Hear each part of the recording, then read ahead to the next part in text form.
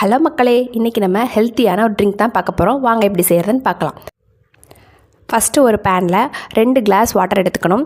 Water நல்லா heat ஆகணும், அது வரைக்கும் வெயிட் பண்ணுங்கள். ஸோ அந்த குட்டி குட்டி பபிள்ஸாக அதில் வரும்.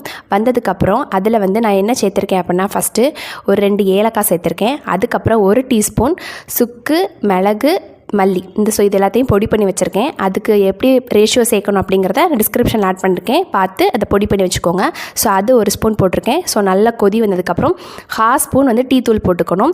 டீ தூள் ஆப்ஷன் தான், போடனா போட்டுக்கலாம், இல்லைனா அது ஸ்கிப் பண்ணிடலாம். ஸோ இதெல்லாம் நல்லா கொதிச்சு வரணும். கொதிச்சு வந்ததுக்கப்புறம் நான் ஒரு 4-5 இலை புதினா இலை போட்டிருக்கேன்.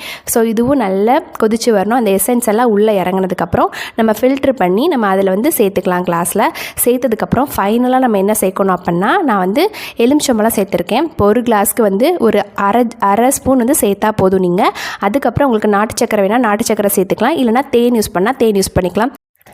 அவ்வளோதான் மக்களே, ஒரு ஹெல்த்தியான டீடாக்சிஃபை ஹெல்த் ட்ரிங்க் ரெடி ஆயிடுச்சு. இதை கண்டிப்பாக நீங்கள் வீட்டில் ட்ரை பண்ணி பாருங்கள்.